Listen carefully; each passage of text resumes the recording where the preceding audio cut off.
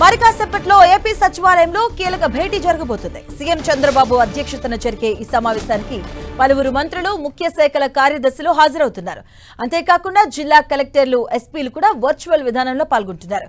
ఈ సమావేశంలో జీఎస్డీపీ వృద్ధి రేటు, స్వర్ణాంధ్ర 2047 విజన్ 10 సూత్రాలపై చర్చ జరగబోతుంది. ఆదాయార్జున శాఖలు, కేంద్ర ప్రయోజిత పథకాలు, పీపీపీ ప్రాజెక్టుల పురోగతిపై కూడా చంద్రబాబు సమీక్షించబోతున్నారు. అలాగే సాయంత్రం 6:30 గంటల వరకు ఈ సమీక్ష జరగబోతుంది. ఆదాయాన్ని ఆర్జించే శాఖల పనితీరు, కేంద్ర ప్రయోజిత పథకాల అమలుకు సంబంధించిన కార్యాచరణ ప్రణాళికపై కూడా ఈ సమావేశంలో సమీక్ష జరగబోతుంది. ఇదే అంశానికి సంబంధించిన పూర్తి అప్డేట్స్ మా కరెస్పాండెంట్ విజయచంద్రన్ అందిస్తారు. విజయచంద్రన్,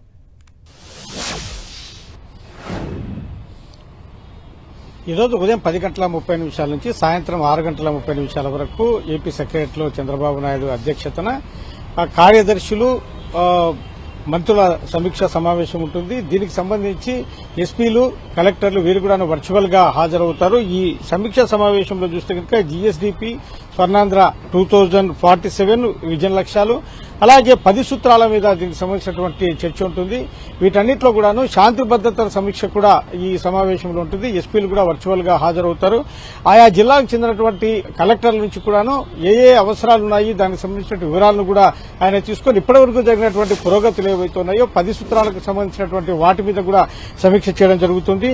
ఈ జీఎస్డీపీ వృద్ధి రేటు, స్వర్ణాంధ్ర 2047 10 సూత్రాలు, ఆదాయార్జన శాఖలకు సంబంధించినటువంటి వ్యవహారాలు, తర్వాత కేంద్ర ప్రాయోజిత పథకాలకు సంబంధించినటువంటి యాక్షన్ ప్లాన్, వీటన్నిటి మీద కూలంకషంగా చంద్రబాబు నాయుడు సమీక్ష చేస్తారు.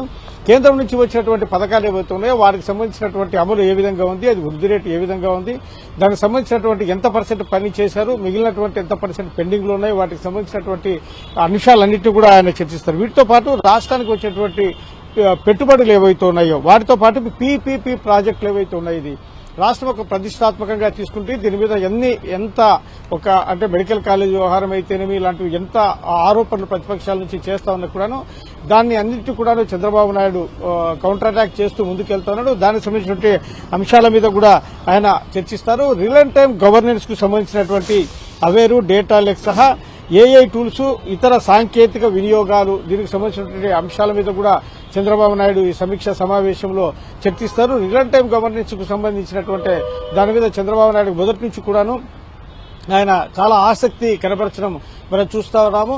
ఆయన రాష్ట్రం విడిపోయిన తర్వాత ఈ రియల్ టైం గవర్నెన్స్ మీద ఆయన రాష్ట్ర విభజిత ఆంధ్రప్రదేశ్ కు మొదటి ముఖ్యమంత్రిగా ఆయన అయిన తర్వాత ఈ రియల్ టైం గవర్నెన్స్ మీద ఆయన ప్రధానంగా దృష్టి పెట్టడం జరిగింది. అదే పందాన్ని ఇప్పుడు కూడా ఆయన కొనసాగిస్తున్నాడు. రాష్ట్రంలో యువతకు నైపుణ్యాభివృద్ది కల్పన మీద, ఆ స్కిల్ డెవలప్మెంట్ మీద ఆయన దీనికి సంబంధించినటువంటి సమీక్ష సమావేశంలో కార్యదర్శులతో అయితేనేమి, కలెక్టర్లతో, మంత్రులతో వీరందరితో కూడాను సమీక్షిస్తారు.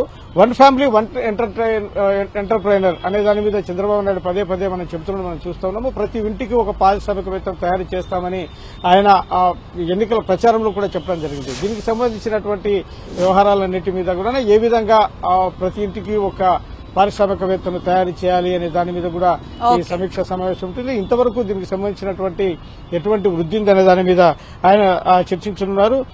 వీటితో పాటు ప్రధానంగా రాష్ట్రంలో నెలకొన్నటువంటి శాంతి భద్రత సమస్యలన్నింటి మీద కూడాను ఆయన ఈ సమీక్ష సమావేశంలో చర్చించనున్నారు.